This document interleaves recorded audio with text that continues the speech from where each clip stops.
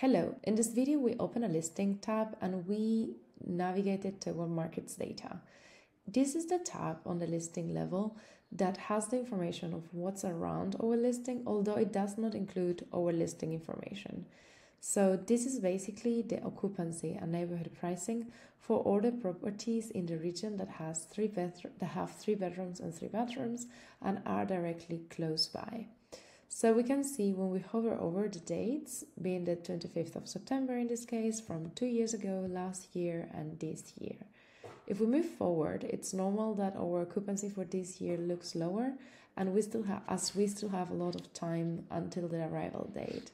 So a lot of reservations will be generated from now until, in this case, February 25th.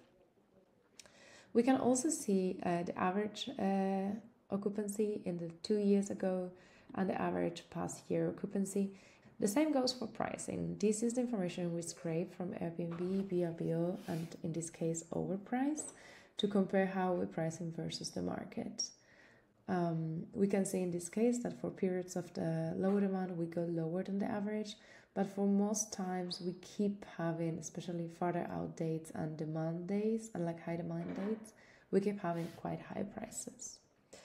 This is an aggregated information tab with market and neighborhood occupancy.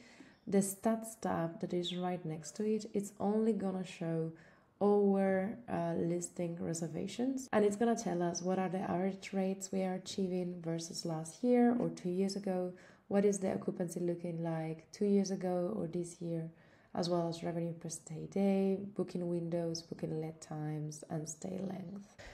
This information is very useful, both internal and external, to keep a good understanding on how our listing is performing and continue growing the revenue.